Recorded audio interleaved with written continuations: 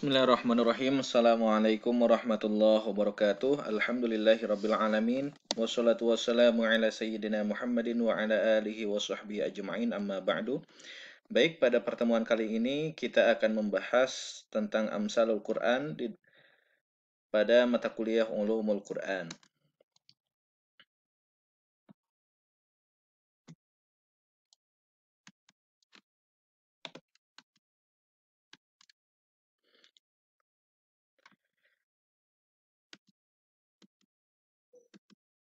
Nah, di antara cara Allah dalam menyampaikan makna Al-Quran adalah dengan memberikan tamsil, permisalan ataupun permisalan, karena dengan permisalan seseorang akan mendapatkan gambaran yang lebih jelas sehingga ia dapat memahaminya. Di antara bentuk-bentuk tamsil dalam Al-Quran adalah dengan menyerupakan hal yang tidak nampak dengan yang tampak. Menyerupakan sesuatu yang dapat dibayangkan dengan sesuatu yang dapat diindrakan, atau dengan mengkiaskan sesuatu yang setara. Dengan adanya tamsil inilah bahasa Al-Quran menjadi sangat indah. Dan di sini adalah dalil bahwa Allah menyebutkan tamsil dalam Al-Quran. Di sini ada watilkal amsalu nadribuha linnasi la'allahum yatafakkarun. Jadi memberikan permisalan itu kepada manusia la'allahum yatafakkarun, agar mereka itu berfikir. Ya, kemudian ayat yang lainnya juga watilkal amsal nadribuha linnasi wa ma ya'qiluha illal 'alimun. Wa laqad darabna linnasi fi hadzal Qur'an min kulli mathalin la'allahum yatadzakkarun. Itu. Kemudian selain itu Rasulullah juga menyebutkan dalam sebuah hadis dari Ali bin Abi Thalib bahwa beliau bersabda, sungguhnya Allah menurunkan Al-Quran yang di dalamnya terdapat perintah dan larangan, sunnah yang dibebaskan pengamalannya, dan permisalan yang ditetapkan. Hadis riwayat At-Tirmizi. Selain itu juga para ulama menyibukkan diri dalam pembahasan mengenai permisalan dalam Al-Quran. Mereka pun tak lupa untuk membahas mengenai permisalan dalam As-Sunnah. Buktinya adalah Abu Isa At-Tirmizi yang membuat bab tersendiri dalam kitab jami'nya dengan membuat 40 hadis tentang tamsil di dalamnya. Nah, definisi tamsil itu jamak dari kata masal atau misal atau masil. Artinya perumpamaan, gambaran atau perserupaan. Kasyabah seperti syabah, juga kata syabah, wasyibih, wasyabih, lafzan wa ma'nan, secara lafaz dan makna. Kedua, cerita atau kisah jika keadaannya sangat menakjubkan. Kemudian, sifat keadaannya atau tingkah laku.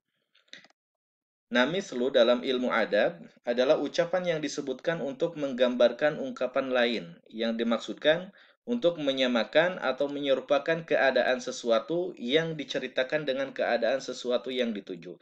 Contohnya, rubba ramyatin min ghairi rawamin. Betapa banyak lemparan panah yang mengena tanpa sengaja. Nah, pendapat Ibnul Al-Qayyim, tashbihu syai'un bisyai'in fi hukmihi wa takribul ma'kul minal mahsus. Nah, di sini yaitu menyerupakan sesuatu dengan sesuatu yang lain dalam hukumnya. Kemudian mendekatkan yang abstrak pada yang indrawi, atau salah satu dari dua hal yang indrawi karena ada kemiripan. Nah, di sini rukun amsal, sebagian ulama mengatakan amsal memiliki 4 unsur, yaitu ada, ini kebalik harusnya, wajhu syibhi. Ada wajhu syibhi, ada tusyibhi, ada musyabbah, dan ada musyabbah bih. Itu kebalik tulisannya. Nah, wajhu syibhi dari segi perumpamaan. Kemudian ada tashbih, yaitu alat yang digunakan untuk tashbihnya, yaitu seperti ada huruf kaf, ada mislu, ada kana, ka'anna, dan semua lafaz yang menunjukkan makna perumpamaan, menyerupai. Kemudian ada musyabbah yang diseumpamakan. Kemudian ada musyabbah bih, sesuatu yang dijadikan perumpamaan. Nah, di sini adalah contoh masalul ladzina yunfikuna amwalahum fi sabilillahi kamathali habbatin ambatat sab'a sanabila fi kulli sunbulatin mi'atu habbah wallahu yudha'ifu liman yasha' wallahu wasi'un alim. Di sini wajhu syabahnya atau wajhu syibhinya pada ayat tersebut yaitu pertumbuhan yang berlipat-lipat. Kemudian ada tashbihnya adalah kata masal, kamasali. Nah itu. Kemudian musyabbahnya adalah infak atau sodakoh di jalan Allah. Nah, alladzina yunfikuna amwalahum fi sabilillah. Kemudian musyabbah bihnya adalah benihnya itu. Kamathali habbah. Kemudian macam-macam amsal. Nah, macam yang pertama yaitu amsal musaharah.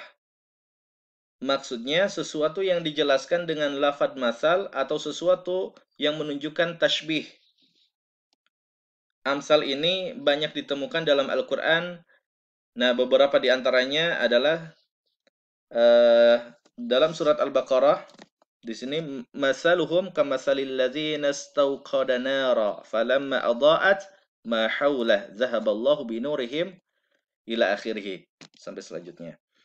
Kemudian ada amsal kaminah, yaitu yang tidak disebutkan di dalamnya lafadz tamsil secara jelas, tetapi ia menunjukkan makna-makna yang indah, menarik dalam redaksi yang singkat dan padat, dan memiliki pengaruh tersendiri bila dipindahkan pada yang serupa dengannya. Contohnya, ayat yang senada dengan perkataan khairul umuri al-wastu, sebaik-baik urusan adalah pertengahan. Nah, di sini senada adalah firman yang senada dengan kata-kata tersebut adalah firman Allah mengenai sapi betina. La faridun wala bikrun awanu baina dzalik. Sapi betina yang tidak tua dan tidak muda, pertengahan di antara itu. Nah, kemudian ada amsal mursalah, yaitu kalimat-kalimat bebas yang tidak menggunakan lafadz tashbih dengan jelas, tetapi kalimat-kalimat itu berlaku sebagai masal. Contohnya, al-ana hashashal haq. Sekarang ini jelaslah kebenaran itu. Kemudian, qudiyal amru allazi fihi tastaftiyan. Telah diputuskan perkara yang kamu berdua menanyakannya kepadaku. Kemudian di sini adalah faidah-faidah amsal. Yang pertama yaitu menampilkan sesuatu yang makul, rasional, dalam bentuk konkret yang dapat dirasakan indera manusia, sehingga akal mudah menerimanya. Nah, misalnya Allah membuat perumpamaan bagi keadaan orang yang menginfakkan hartanya secara riya, bahwa ia tidak akan mendapatkan pahala sedikit pun dari perbuatannya itu. Ya, ini Quran Surat Al-Baqarah ayat 264 nih. Kemudian faidahnya apa? Menampakkan hakikat-hakikat sesuatu yang tidak tampak seakan-akan tampak. Contohnya dalam Quran Surat Al-Baqarah 275, orang-orang yang makan mengambil riba tidak dapat berdiri melainkan seperti berdirinya orang yang kemasukan syaitan lantaran tekanan penyakit gila. Nah itu. Kemudian yang selanjutnya menghimpun makna yang menarik dan indah dalam satu ungkapan yang padat seperti amsal kaminah dan amsal mursalah dalam ayat-ayat yang barusan tadi dijelaskan. Kemudian yang keempat yaitu mendorong orang yang diberi masal untuk berbuat sesuai dengan isi masal jika ia merupakan sesuatu yang disenangi jiwa. Nah, di sini misalnya firman Allah dalam surat Al-Baqarah 261, perumpamaan nafkah yang dikeluarkan oleh orang-orang yang menafkahkan hartanya di jalan Allah adalah serupa dengan sebutir benih yang menumbuhkan 7 butir pada tiap-tiap butir 100 biji. Allah melipat gandakan bagi siapa yang Dia kehendaki, dan Allah Maha luas karunia-Nya lagi Maha mengetahui. Nah, kemudian faedahnya yaitu menjauhkan dan menghindarkan jika isi masal sesuatu yang dibenci jiwa. Misalnya tentang larangan ghibah dalam Quran surat Al-Hujurat ayat 12 di sini. Kemudian yang kelima untuk memuji orang yang diberi masal seperti tentang para sahabat. Ada dalam Quran surat Al-Fath ayat 29. Kemudian faedahnya apa? Untuk menggambarkan sesuatu yang mempunyai sifat-sifat yang dipandang buruk oleh banyak orang. Misalnya masal tentang keadaan orang yang dikaruniai kitabullah tetapi enggan mengamalkannya. Nah, di sini dalam surat Al-A'raf 175 sampai 176 di sini. Kemudian selanjutnya yaitu amsal. Faedahnya amsal lebih berbekas dalam jiwa, lebih efektif dalam memberikan nasihat, lebih kuat dalam memberikan peringatan, dan lebih dapat memuaskan hati. Allah banyak menyebutkan amsal dalam Quran untuk peringatan dan pelajaran. Nah, dalam surat Az-Zumar ayat 27, sesungguhnya telah kami buatkan bagi manusia dalam Al-Quran ini setiap macam perumpamaan supaya mereka dapat